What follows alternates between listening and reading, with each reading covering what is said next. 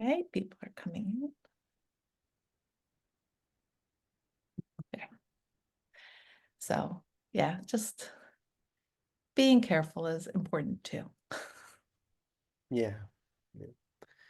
So are you going somewhere else now? Good to mention to you that I was wondering to Yeah, what no. yeah. We don't have to record that. That's okay. Welcome. Thank you for joining us. Thank you for being on time, those who are here on time. And while we're waiting a few more minutes for other people to come, I'll say hi to, shout out to Serena and to Esther. Thank you for joining us, of course, for everyone, but thank you particularly for those. Throw into the chat, if you would, where you're signing in from so we know, and if you have a connection to Syria or don't. Throw it in there. I'm going to write where I'm signing in from. You can write also, Michel, where you're signing in from. Yes, I am. Yeah. Shall I write here in the chat? Yeah. And if other people write where you're signing in from, then we know where they are. There we go. Omaha, Nebraska. Brooklyn, New York. Yes, Serena. Brazil. Yes, that's it. Sarasota, Florida. Give everybody a few more minutes. Thank you. Please continue writing in. If you have a connection, obviously Serena has a connection. I don't know if you know, Serena does genealogy of Jews in Syria, among other things. But so she joined us today. Oh, you're not, that's why I'm reading them out. Some people are writing to host and panelists, and some people are writing to everyone. So that's why I'm reading out Brazil, Sarasota, Florida, Brooklyn, New York, Omaha, Nebraska. If you continue to please write where you're coming in from, we're going to start in about a minute. Here, Esther, I'm going to allow you to talk. I see you have your hand up. So if you open to unmute. Yeah. Hi. Hi. Hi. I don't see it. Do you see me? I don't see you. I just allowed you to talk. We're not Okay, opening up okay. cameras. So it's okay. Okay, fine. Great. Yeah. Okay. So I'm going to put you back on mute. Esther is a curator. She was at the Israel Museum and she's done a lot of work around. So I'm sure we'll have some conversation after if people are interested in speaking. But in the meantime, please just put into here where you're signing in from. And at the end, maybe we'll check in. Hopefully, we'll invite you to open your cameras and microphones after the formal part of the presentation. We just like to not bother Michel in the middle, so we allow him to give his presentation. But if you do have questions or comments, please do put them into the chat. I will be monitoring throughout. Oh, we have Portugal too. So Michel, somebody speaks your language. And Long Beach, New York. I think I said that. And okay, so let's begin. I want to formally say thank you, Michel, for joining us here today. It is not his first time with us, and we hope it's not his last time. He has some very interesting insights and thoughts about things. He is a scholar in his own right. And in addition, he has gone to many of these places in recent years, which many of us have not. So he comes with a very interesting perspective. In terms of his background, he holds a degree in physics from the University of São Paulo, a master's in oceanography, and another master's in Islamic studies and Middle Eastern history from the Hebrew University of Jerusalem. And he has written several books, including Judeu no Isla, which I may be pronouncing wrong, My Tehran, Your Tehran, and Life and Legacy, A Window into Jewish Life Across the Islamic World, which we have highlighted. So if you haven't heard of it or seen it, go back to previous broadcasts on our YouTube channel, and also it is open access. The book itself is open access, so you can find it online. His works bridge the fields of science, history, and cultural studies, offering unique insights into the intersection of Jewish and Islamic worlds. So we were talking a while about what to talk about and when to talk about and how to talk about it. And we've had this conversation back and forth a lot. And then Syria fell apart and we said, no, we have to talk about the history, what was there, what the background is of it, what the Jews were there and aren't there anymore. And it was just, this came into play where we really just felt that we had to do it. So I have to also say our co-hosts for today are Jewish Unity Through Diversity Institute, Reconnectar, Jeannie Milgram, and of course the Certificate of Sephardic Ancestry. So putting that in there too. Please continue to put into the chat what you're thinking about. One of the things, did you notice that, and I'm not going to talk the whole time, don't worry, but one of the things that came into the news after, Assad collapsed and everything, but the helicopter from 1973, the remains of a helicopter from the 1973 war were found. And so we're doing ancient history with modern history, and I think Michelle's going to put that together for us as well. But just to think about the concepts of the ancient, the modern, and there's just such history there. And we're going to get a glimpse into it through some visuals as well. So I'm going to hand it over. Thank you again for joining us, and please continue to follow. Okay, Dorora, thank you very much. I am very glad to be here with you the second time, and hope we have the opportunity to do it more and more. Yes, I remember when I was traveling to Damascus in 2003. I was I was searching for the Jewish neighborhood. How can I find the Jewish neighborhood without identifying myself as a Jew, or because I was afraid, of course. I was not traveling with any kind of support. I was by myself, traveling, taking pictures. Not sure if I was a great photographer. I just wanted to register what I could register. And so I was walking in the old city of Damascus with a small map. And then I read in the map, Jewish quarter. It was written there in the Syrian tourist map, Jewish quarter. So it was for everyone. It was I didn't have to search. It was there, written there. So this is the way. What year was that? 2003. I'm telling this because 2 years before I was in Tehran, searching for Jewish neighborhood or Jewish shops and searching for the Jews. And I couldn't find them very easily. They were hidden. And of course, there was a moment I have to use my a dummy excuse to find them. Like I was in the center of Tehran, asking in a shop if the owner is Muslim, and then if the owner said, "Of course I'm Muslim," I said, "Okay, thank you." Then I go to the other shop until I found the owner who said, "Yeah, I'm Muslim, but there were Christians there. There are even a Jew over there." So okay, thank you. Then I found the Jews. This was the way to find Jews in Tehran. But in Damascus, what's much easier was written in the map. It's like if I had a Google map. At that time, there was no Google map, but if there was a Google map written Jewish quarter, when I was there, I said, great, I found them. And walking in the streets of the Maharat al-Yahud, I couldn't talk to any of them because they said, no, thank you. I don't want a problem. I don't want, they didn't want to talk to a foreigner, even when I identified myself as a Jew. So no, look, we are brothers. We are co-religion, we share the same religion, but they didn't want to mix, to talk. So I was reading this new, today is 21st, so 5 days ago, December 16, about Damascene Jewish community, saying that no, they are not afraid of the rebels, everything's fine. The question is, how many of them are still living in Damascus? Is this picture a recent picture took, or just a bank image picture that they put some Jews praying there and say the Damascene Jewish community unarmed?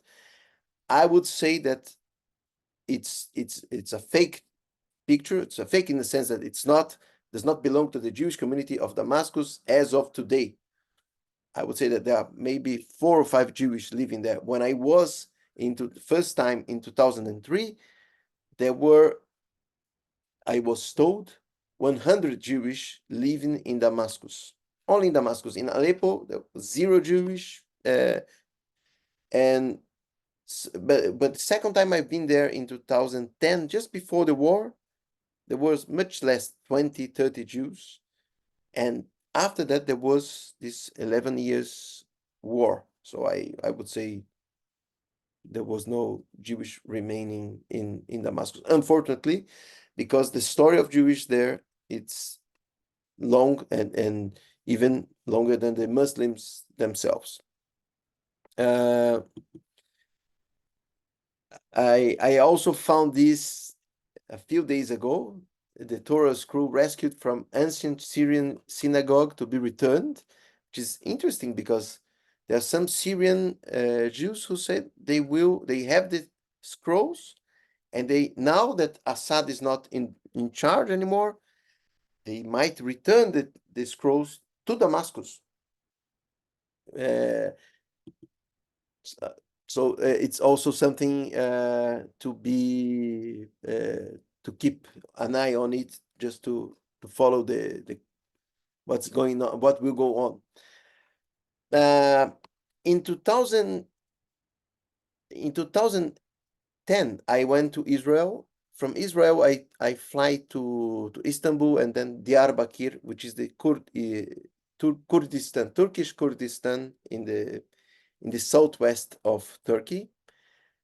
And I entered into the north of Iraq, the Kurdistan Iraqi, and I decided to go back by land. Instead of flying back, I said, okay, I go to Israel by land.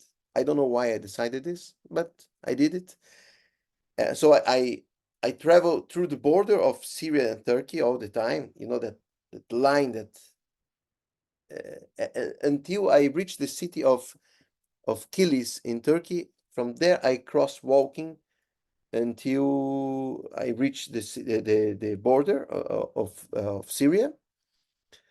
And then from the border, I went to Aleppo. And this picture is the picture of the Khan el Sabun. It's the spoon market in Aleppo. Aleppo is was a wonderful town, a wonderful city, considered. They consider Damascus and Aleppo together. There is a dispute between both. The most ancient city, always populated, never was abandoned since the beginning of times. I don't know, since Adam and Eve. I don't know. It's very old anyway. And I was here in São Paulo. We have a significant Syrian Jewish community, and one of these Syrian men, when I told him that I was going to Syria, he told me, go to Khan el Sabun. I have a shop there. So he still have a shop there, although he cannot go there. So this is the Khan el Sabun in Aleppo. I was walking in Aleppo searching for anything that is Jewish, any letter that I could read in Hebrew or whatever, just to take pictures and somehow register. But then I found this building, which is the Talmud Torah in Aleppo. In 2003, I took this picture on the right side, my right side here, the building itself. You see that the windows are blocked by bricks, and so it used to be open. You see this picture, this window, also these windows, all of them are sealed. And when I was there taking pictures, there was a guy who started asking me questions. Why are you taking these pictures? And repeating all the time, Mamnua, Mamnua. It's forbidden. It's forbidden. And then I pretend that I didn't understand. Then the guy started writing down some information about myself, and I was panicked and I ran away and I never came back until 2010. In 2010, when I came back, somehow it was more less tense, I would say. So I took the opportunity to take a picture of the the name of the street of the Talmud Torah, and even took a new picture of it, I would say with a modern camera. So this is the Talmud Torah in Aleppo. It was the Talmud Torah. Aleppo was absolutely damaged during this civil war, unlike Damascus, who I guess preserved most of its city, its buildings. I also found in old shops some old Jewish stuff, and I took picture because it was written in Hebrew. I wanted to register. I wanted to buy actually, but I didn't have money to buy it. I was a student at the time. I just and this is again the building. Here it's a not very good picture of the Bab el Faraj, which is this famous clock tower in the middle of Aleppo. This is the postcard of Aleppo. I was able to go up into a building, a site next to this clock tower, and I took this picture. When I went down, I realized that there was some David stars here in the bottom of this, and people told me that there was a Jewish who commissioned this tower. I'm not sure about it because the name is Bab el Faraj, and I don't know. Since then I was trying to search any reference, any information about who built it and what were the reasons, but these stars of David's are there effectively. I am passing showing some pictures, but I have to mix it with a little bit of history just to contextualize a little bit of the story of the Jewish in Syria. It's important to notice that Syria, as we see today, it's not the Syria, the historical Syria. The historical Syria, named it's Syria Palestine. It's a huge area that comprises Israel, West Bank, Jordan, Lebanon, Syria. As of today, everything was Syria at Jund al-Shams, the name that the Ottomans gave to this area. So sometimes I'm talking about some events that happened in the Ottoman Empire, because Syria belonged to the Ottoman Empire. In 1947, after all of this, the Ottoman Empire is vanished. We are in the French mandate of Syria, and on the eve of the foundation of the State of Israel, there was this burning of the synagogue in Aleppo in 1947, the 1st of December, if I'm not mistaken, 1947. And unfortunately, inside the synagogue, there was this Torah, Masoretic Torah, they call the Aleppo Codex, which was kept there for 500 years. It was indeed written in the 10th century, and it is told that even Maimonides took a look on it somehow. It was involved on it, and took it as a reference because Maimonides came after this. In any case, the text, the Masoretic text was vanished, and 10 years later resurfaced in Israel, partially, unfortunately. And it's there. It was given to the Museum of Israel, and it's there now in Jerusalem. I also want to mention one important event in the 100 years before, actually. We're talking about 1947. Let's go back one century. Talk about 1840. In the 1840, there was what we call today the Damascus Affair, which was a blood libel, one of the first blood libel that happened in Muslim lands The blood libel is very famous in Europe. Was very famous. It's still nowadays. There are some cases, but so in 1840, an Italian Capuchin monk and his servant disappeared in Damascus. They say it was on a street in the Maharat al-Yahud.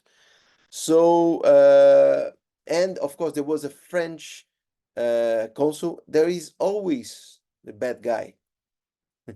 So this French consul, Khatib Menton, he was a very anti-Semite, and he said, "Oh, you see, in Europe this happened very often, and this is because the Jews murdered them and took the blood to bake the matzah for Passover." And people there believed. Of course, there is a context, even an economic context, a dispute between Christians and Jews. Both were dhimmi, and they have some privileges to make business, and so there was this economic dispute between them. But and it's important to remember that in 1840, the area was governed by the Ibrahim Pasha, who was an Egyptian governor. There was 10 years before, there was a rebellion of Mehmed Pasha in Egypt. He conquered all Syria, and he almost reached Istanbul and finished the Ottoman Empire, but then he went back. So Rabbi Jacob Antebi and a lot of rich community Jewish families were arrested and tortured during this Damascus affair. Eventually, when the Abdul Majid first, the Sultan, conquered back the area, he denied the blood libel, and it was everybody was freed. Another moment, I know that I'm not doing chronologically. I start mentioning what happened yesterday, the news in the Jerusalem Post. Then I went to 1947. I went back to 1840, and now I'm going back to the year 636.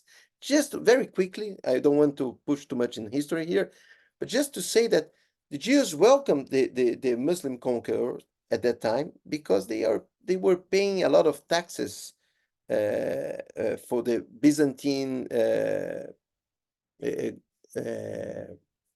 empire. So they welcomed it. It was okay. And in 635, there was a treaty who allowed Jews to continue to live in Damascus. And there is some very interesting moments in this beginning of the conquer of Damascus.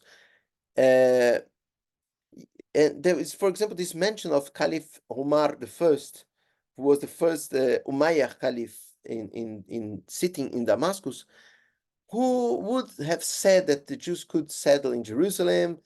It's like Cyrus. Let's prepare to rebuild the temple. So maybe he was like Cyrus. We don't know.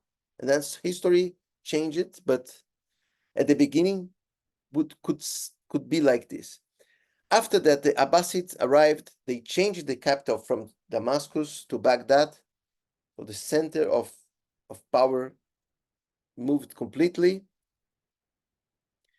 But the temple, the Byzantine temple who was there in Damascus, became this wonderful mosque, the Mosque of Omar in Damascus.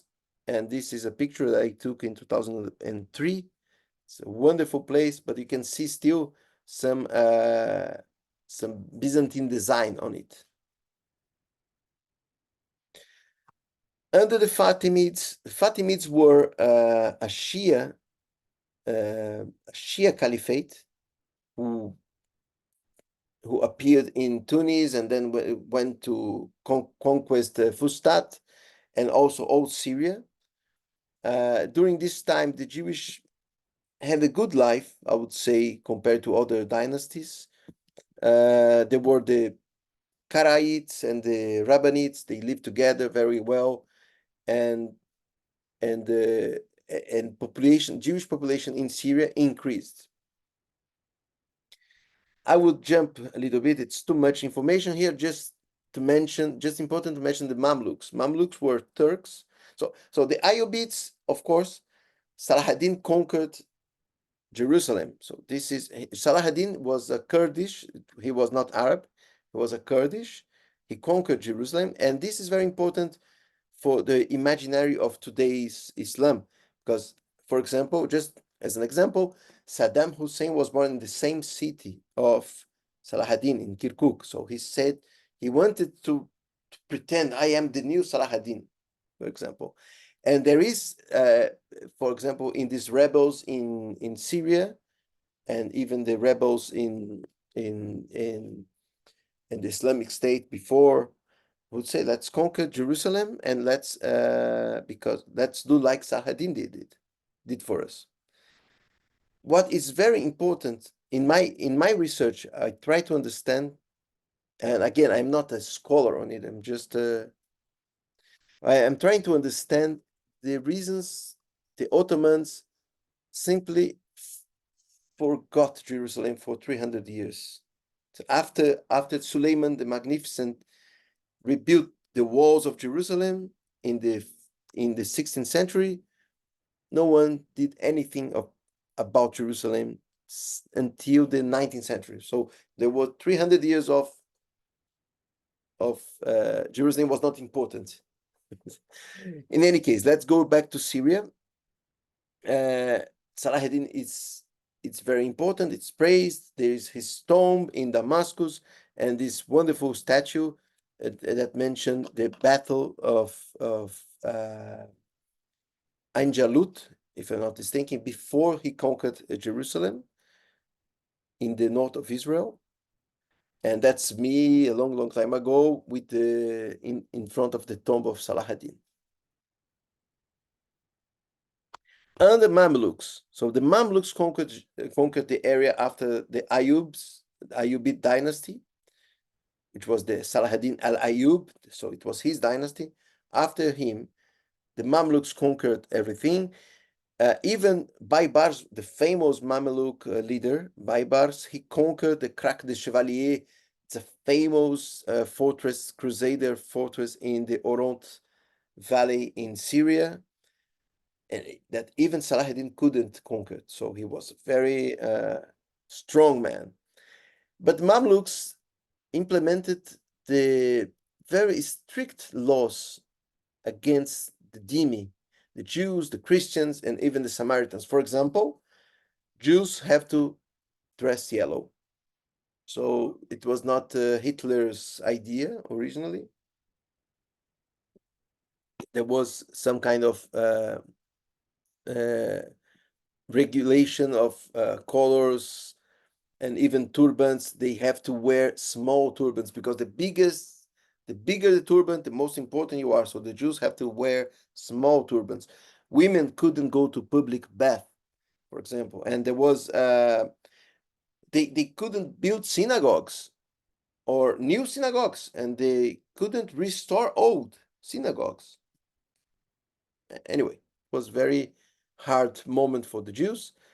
Fortunately for them, one day in 1516, the Sultan Selim conquered the area for the Ottomans. But a few years before, there was an important, also important moment in the history of Jews in Syria. That was the Bayezid II invitation for the Jews to go. The Jews from Sepharad, from Spain, they were expelled. So where can they go? Why don't you come to the Ottoman Empire? So they established themselves in cities like Izmir and Salonika, and just 2 or 3 decades after, Selim conquered the Syria and Palestine, so the Jews could even go back to Jerusalem. So they established themselves in Jerusalem, in Damascus, and in Aleppo. Okay, back to the pictures. Back to the pictures. There is, this place is not in current Syria. It is in the city of Izmir, which was the Ottoman Empire. And this is, they said, it's the house of a famous rabbi in the 17th century. His name was Shabbatai Tzvi. Probably one who studied Jewish history knows him very well. He's a false messiah. He's considered to be a false messiah. He was a very intelligent man and he knew very well the traditions and the religion, the rules, everything. But one day he was summoned by the Sultan to go to his court, and he was asked, "Are you the king of the Jews?" Who said that? It's like Jesus. Do you think that you are the king of the Jews? Is it so? Because if you say so, you die. Otherwise, you convert to Islam, and then everything would be okay. So he decided to convert to Islam, but amazingly, there was surprisingly there were some followers who said, if the Messiah converted to Islam, so the correct thing to do is to convert to Islam, and they did it. A lot of Jews converted to Islam. Other group was very disappointed and depressed, but this group who converted to Islam, they are known as of today as Dönme, and they have their own cemetery in Istanbul. I talked to a Dönme when I went to Istanbul in 2019. I interviewed a Dönme. It's very interesting. Very interesting that they still, now they consider themselves Jews, and they want even a kind of recognition, like the Marranos, in Israel, to be part of the Jewish community. Finally, I reached Damascus in pictures. I just showed Aleppo. Now I'm showing Damascus, and this is the famous Maharat al-Yahud, the Jewish neighborhood in Damascus. Other pictures. I don't know. I don't know about you, but I am fascinated with this. I don't know. I live in a big city, São Paulo. We have streets, avenues, and the car can drive 60 per hour and even more. But these small streets and the beauty of these houses are inside. Actually, they don't. I don't know. I feel at home when I see these images. I could live easily in places like this. I couldn't drive in places like this. I would say it's very difficult, but I could walk in places like this. And I met the second time in 2010 when I was traveling from Kilis in Turkey to Dara in the south of Syria, and then from there I went to Jerash in Jordan and entered Israel through the Hussein Bridge. I was now in Damascus, and I met the Jewish president, the president of the Jewish community, Albert Camus. Albert Camus. It's not Albert Camus, the writer, but it's very similar, his name. His sister, if I'm not mistaken, and a cousin, so almost 50% of the Jewish community was in that room when I visited Damascus, unfortunately, but it was like this. And he showed me, first in his wall, there was this amazing picture. I was trying to read, it's very difficult to read. Who is this rabbi here? He is surrounded by the Assad family.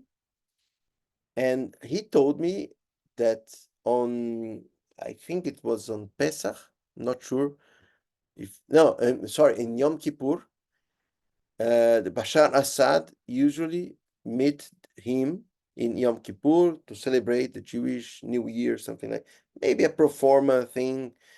I mean, there was only 5 or 6 Jews. What is the difference? I don't need to persecute them anymore. It's done. That's my interpretation. Normally they do this in Europe. They kill all the Jews, and then when they're 5 or 6, they say, okay, let's build some places here to celebrate the Jewish community or the diversity, etc. Anyway, that's a little bit, I know. A little dark, yeah, but that's okay. But what can you do? It's something like this, right? It's I'm following. so he showed me the old school, the school. Actually, this is the Jewish school in Damascus and the courtyard of the Jewish school. And it's, okay, we see these pictures. But when I was there, it's so sad. It's sad, really sad to see that these desks used to have students learning, and now it's empty. They're empty, and they were playing here, and now it's empty. It's very sad. There was an important event in the 90s for the Jewish community, just a little bit before I traveled to visit them, when Hafez al-Assad, the father, was there, and he made some kind of agreement with, I think it was George Bush, to allow the Jews to leave Damascus, and of course, not going to Israel, not at all. Of course, they would triangle, they would do this. They go to United States, Canada, and then go to Israel if they wanted. But a lot of Syrian Jewish went to United States at this window of opportunity that Assad gave. After that, he closed the window, and Jews were kind of prisoners in Damascus. This is one synagogue he showed me. Albert showed me the synagogue in Damascus. Of wonderful synagogue, but see, no one goes there to. It's very sad. Very sad to see. And when I also visited some apartments, and what the Jews did there, they closed the doors, and it still belong to them. Still belong to them. So they just put a locker, like here you can see a locker, here you can see a locker. They left one day, maybe. Who knows? Now it's the opportunity, maybe. I don't know. Hopefully, the rebels would allow.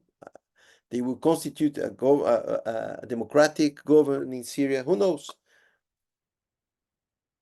Not sure. Not so optimistic, but who knows? Maybe it's a good surprise.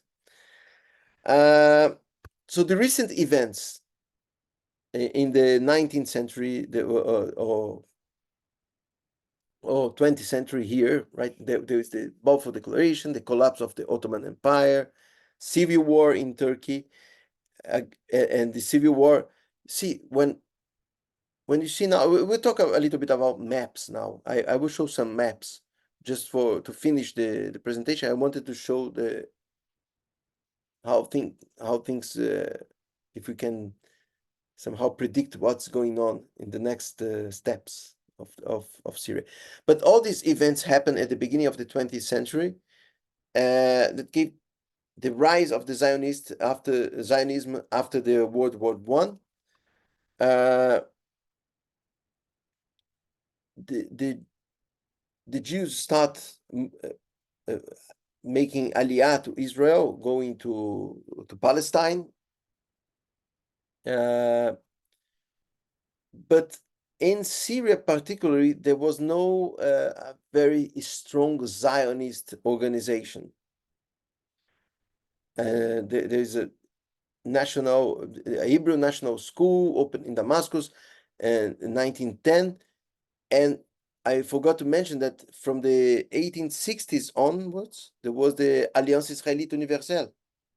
And the Alliance Israélite Universelle was not Zionist itself. So the schools were more preparing for you to be a French citizen more than an Israeli citizen.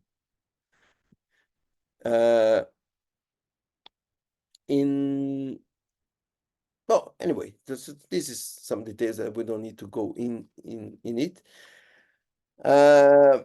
It's important again to notice that between a few years in the war, the Syria was under the Vichy authority, like Morocco, like Tunisia. They belong to and Algiers, of course. They belong to the Vichy authority, so they are supposedly under the Nazi rules. In Tunisia, this was a little bit strong, and they kind of had the concentration camps there in Tunisia. But like in Morocco, in Syria, there was no much, the legislation was not applied very strongly. But this sentence is very famous everywhere everywhere in the Arab lands. No more Monsieur, no more Mr. God in heaven and in the earth, Hitler. This was the words they said, for example, in the 1941 in the Farhud in Baghdad. They say in Arabic, La Monsieur, la Mister, Fi Shams Allah ou Fil Ard Hitler, something like this. And they take their knives and they made some mobs in Baghdad, not in Damascus. After the independence of Israel in 1948, so in 1953, more than 90% of the Jewish of the Arab lands have left. And in Syria, this number was approximately 75% of the Syrian community. There was this movement that from Damascus to Beirut, and then from Beirut to the coastal city, and then from this coastal city, they went to other places, well, Israel or France or United States, even Brazil. I mentioned at the beginning the 1947 Great Synagogue of Aleppo burned, and of course during the war there was some threats like this Hossein Haikal, chairman of the Egypt delegation at UN, saying that life of 1 million Jews in Muslim countries would be jeopardized by partition. We know what happened. Somehow people forgot these refugees, these 1 million refugees. No one mentioned that in Israel we have a part of these 1 million refugees as full citizens in Israel nowadays. So between 49 and 53, there were 4,000 Jews. In the year 203, when I was there, there were 100. In 2010, when I was second time, there were 30, and now there are 4, maybe 5. I don't know about our time, Drora, but I just want to mention a little bit of maps. Yeah, we have about another 3-4 minutes before we open it up for questions. Okay. So it's enough I select a few maps just to show how during the Ottoman Empire and afterwards how things evolved. For example, we have this division in the 17th century. The Aleppo area was one province, the Tripolis was another one, and Damascus was the third one that included, for example, Jerusalem. But Jerusalem was not the capital. The capital was Damascus. In 1864, there was this vilayet law in the Ottoman Empire. There were a lot of changes during this time. I just select a few maps. And you can see, I don't know if you can see here, but there is the Mutasharifate of Mount Lebanon and the Mutasharifat of Jerusalem, which are independent states that report directly to Istanbul. Now Jerusalem became important again in the 1864. And I also select this important map. Actually, this is 100 years old treaty. Lausanne, I think it's 1924. And it set the border between Turkey and Syria. I think Erdogan forgot this border, don't like this border. He wants another border, and he wants Aleppo back to Syria, to the Ottoman Empire. There is, in my view, this new Ottomanism movement. They want some provinces back, I guess. So this civil war might be, this war might be, the output could be something like this. The French mandate, which was established in 2022, as a result of the Sèvres Agreement and several agreements in Europe, French divided the mandate in several states, and you can see that still nowadays they made sense. Like the Jabal al-Duruz here in the south, it's the land of the Druze. There was some mention these days that the Druze want to join Israel, for example. Who knows? I don't know what will go on here. There was the Great Lebanon, which is the Lebanon nowadays. The Alawite state, the Alawite are the Assad family belong to the Alawite sect, which is a kind of Shia sect. Not exactly a Shia, it's a extreme, they call the extreme Shia sect. We can discuss this later. Damascus and Aleppo, and this area where Antiochia lies, that was given to Turkey in the Lausanne in the Lausanne Treaty here. See, Skanderun here was given to Turkey. And nowadays, this was a picture. I follow this website, Live UA Map. They have online wars, so we follow what's happening every minute. And I follow this, I don't know, from 6-7 years, every day. I check. So I was checking Syria from time to time. It was stable. This was the situation on October 21st, 31st. And then the green one were the rebels here, the rebels. Look, this is in December, yesterday. Yeah. So as you can see, even Israel have it took a little part of here, the Golan Heights.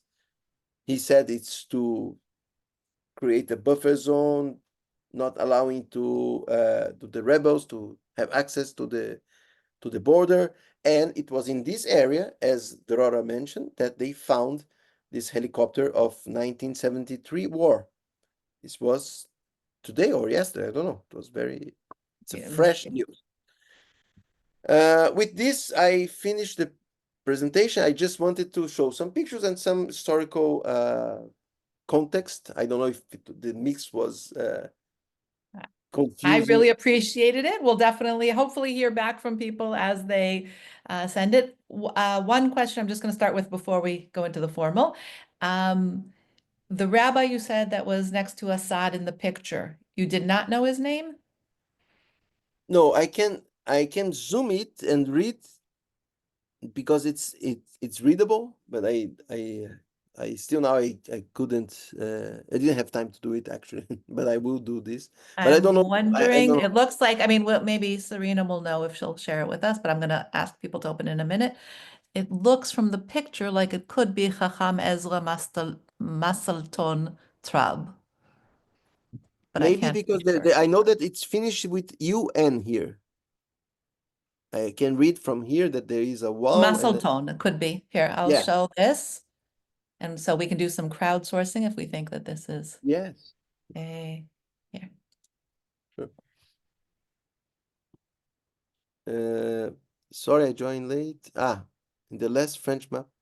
No, in the picture. I'm sharing it. Yeah, I didn't mention the Kurds. I'm sorry. Of course, the Kurds are very important. No doubt.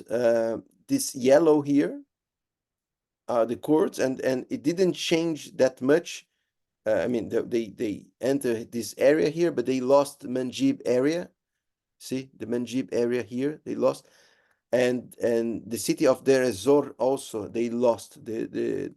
It was, I don't know if you can see from here, but I know that the rebels took the Deir ez-Zor city. Actually, the Kurdistan should be created here during the Treaty of Lausanne, because there was an opportunity, since this area below here was under the League of Nations, under British and French. So there was an opportunity here to create this area as a Kurdish state. I don't know why they did not do this at that time. And nowadays it's a little bit complicated. In fact, I went to the Kurdish independent it's in the north of Iraq, and it's completely independent. They have a parliament, they have a head of, I don't know if it's a president of prime minister, and the currency, it's different than the currency in south of Iraq, so it's kind of independent. I think that in this area they call the Rojava area, they want to do something like this. Not sure if they will succeed. We have to follow the news here. I always mention my tutor, Professor Stillman, who said that once. He said it's very difficult to explain the past as a historian, but to predict the future, it's like a I don't have a crystal ball, so it's it's random. It can be anything.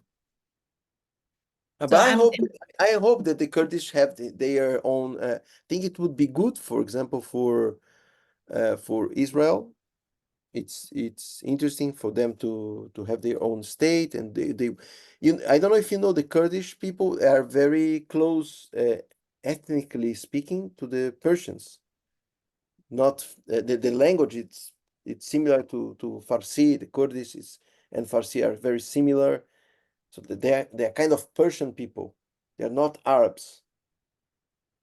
I'm going to add something interesting there. You were also talking about the Mount Maronite and the whole area over there in Lebanon. And yesterday I just did a podcast with Dr. Frank Salama, who himself is a Maronite. And he was telling us about the history of Lebanon and growing up there and how he won't go back now. But it's interesting to hear about the different communities that were there and so I will send everybody the link to that as well. No, I think that Lebanon, I don't know, it's something that history does not play rationally, but should be the first country to make peace with Israel in 48. Lebanon could. So he talks about that. He says that they couldn't because there's such because they have this multicultural community there, that they're not, first of all, they're not an Arab country. They weren't an Arab country at all. I mean, it stems from Canaanites or those peoples, and it wasn't. Phoenicians. Right, and Phoenicians, yes, and they came in, and so it's an interesting concept of, although they're sitting there, it's not. But then again, like you said, you have the Kurds and you have the Turks and you have other peoples that are not Arabs. So it's an interesting mix there. Yeah, if I may say one thing, add on this discussion, it's very interesting how identities change along the history. And I tell you, for example, I went to Beirut in 2002. I was in the Sabra and Shatila camps, and I was invited to have some coffee in a Palestinian house. I want you to talk. I just want to say, while Michel is talking, I'm going to invite you. That doesn't mean you're going to be, everybody here is not going to be a panelist. I'm just inviting you to be a panelist in order to allow you to open your camera so you can be part of the conversation. So I encourage you to accept to be a panelist. Now, please, Michel, continue your story. Thank you. So I was there taking a coffee with the Palestinian guys, and I was very okay, comfortable, talking about Israel. And then one guy said, "Why are you talking too much about Israel? Are you Israeli?" So, oh my God, are you Jewish? And I don't want to lie. I don't like to. I am Jewish, of course, but like, how can I say this in a way that I would not be jeopardized threatened by?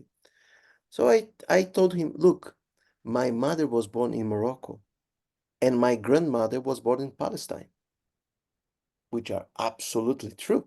Mhm. My grandmother was born in Tzfat. I didn't mention she belonged to a very Hasidic family from Eastern Europe, the followers of the Sands dynasty and etc. But when I told this to him, he said, "Oh my God, that's great!" And then he hugged me and celebrate. He's my brother and etc. So these identities are so fluid. And I watched Golda Meir mentioned this, that the Palestinians were the Jews at the beginning of the 20th century, because the Arabs were the Arabs. We're not Palestinians, we are Arabs. And the Arabs who lived in the cities like Damascus or Beirut or even Jerusalem, they despised the Bedouins, like some Jews in Europe, in Germany, despise the Eastern Jews, like poor guys, very dirty, not clean, no. We are modern Jews in the cities. So there was it's very interesting how identities are changing over time. So now the Jews are the colonizers. That somehow they became the colonizers, and the Palestinians were even Jesus were Palestinian. That's the narrative of today's. It's, I don't know, it's just from the social perspective interesting. Of course, it's tragedy. I see some people did join us live. Sure. Thank you. If there are questions or comments, you may open your microphone. And thank you for everybody to join and to watch it. And please feel free to ask any question. Yeah, can you might want to turn off your sharing, Michel. Turn off my sharing, but how do I do this? Just say stop sharing. The recording will be sent to us later? Yes, you will get Okay, a great. copy of the recording, a link to the recording.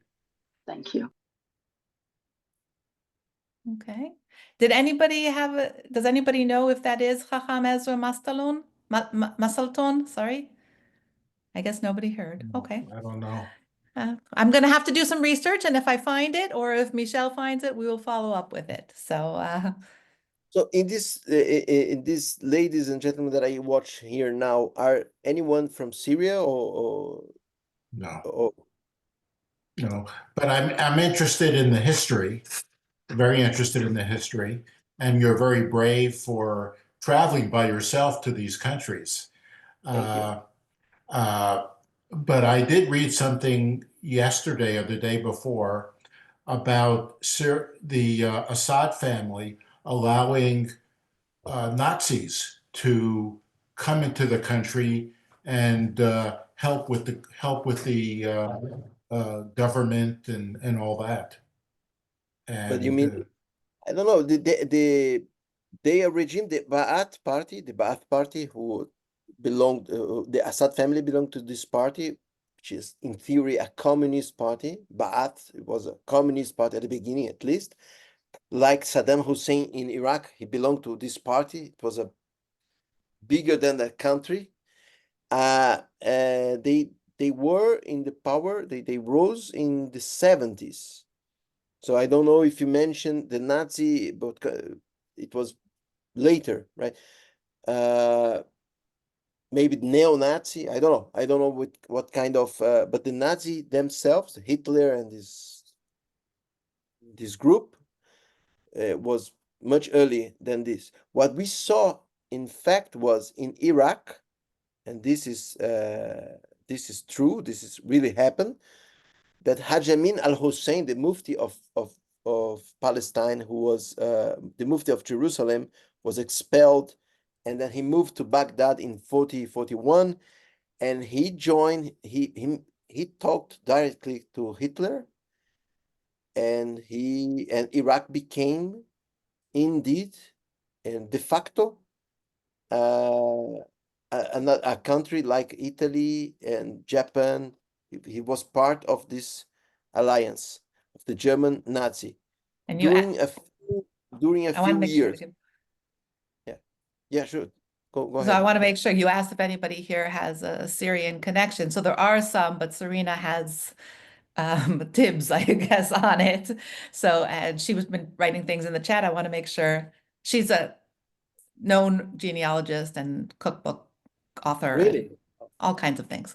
Oh, So Syrian historian, yes. A historian on Syrian Jewry, yes. It's in the late 1930s and the early 1940s when the French Vichy were in Syria. There was a lot of anti-Semitic propaganda in the newspapers in Syria. So, that's, probably an area to explore a little bit, but it kind of planted the seeds for the anti-Semitism that we saw really rising in 1947 to the degree that it did with the pogroms.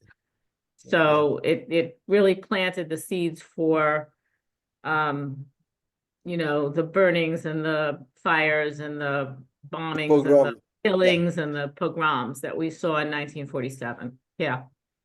Yeah, likewise, absolutely correct. I totally agree. I just mentioned the Assad regime was later, but of But course, they were not until 1970. yeah, that's what 1970 he said. Yeah. was much Yeah. later. This Yes, is exactly. earlier. It was a very Yeah. unstable government. They must have had 20 different dictators until Assad came and Yes. stabilized everything. Even though he was Exactly. horrible, he stabilized the government. Definitely. Yes, like Saddam Hussein and like Tito in Yugoslavia. Sometimes they need some dictators and to stabilize. But yes, in the beginning of the 40s, not only in Syria, but especially in Baghdad, Baghdad was even worse. This kind of anti-Semitism, because there was this evil person who was Haj Amin al-Hussein, who spread anti-Semitism and the hate of Jewish, and he was one of the leaders of the Arab revolt of the 30s in Palestine. So he knew it, and he formed an army in Bosnia to kill Jews. He was really a guy, his focus was killing Jews. And the Farhud that happened in the Shavuot of 41 was exactly this. As you said, Sarina, in Syria, same thing happened in Iraq at the end of the 30s, beginning of the 40s. I think that was a little different in Iraq, because in Iraq, they let them go. They let them leave. In Syria, they didn't let the Jews leave. As a matter of fact, I'm giving a webinar on that period this coming Wednesday for Jewish Gen. But they were basically prisoners in their own country. Yeah, the size of community was different either. Like in Iraq, there were, I don't know, 150,000 Jews. In Syria, Right. maybe 20,000, 10,000 was a little bit, the size was different. I think, I don't know. Yes. If you want to send a link to your talk, I'm happy to put it into Sure. send me like personally a link to the talk, and I'll put it in the follow-up email because I think it'll follow nicely from this talk. And we always Okay. love to work with people. So thank you all for coming. I don't see any other questions here. If you have, please do send them to me, and I will share them with Michel. The recording will be available on YouTube. We're taking a little break, coming back January 8th, continuing our series of Iberian roots, and we hope to see you all there. And thank you again for those who help support us and by donating and just by coming and sharing. Thank you. Thank you very much. Thank you very much for everybody. Thank you. Thank you again. Thank you. Bye-bye. I'm sending you the link, Rory. Excellent. There it is. It's in the Bye-bye. chat. Oh, it's in the chat. Okay, I'll take it out before I close it. No, I don't see it in the chat. There it is. Oh, I got it. Okay, Okay. perfect. I'll add it in. Thank you. Okay. Sure. Thank you Take again. care. Bye-bye. Bye. Thank Bye, you, Esther. Michael. Thank you. Michelle. Bye-bye.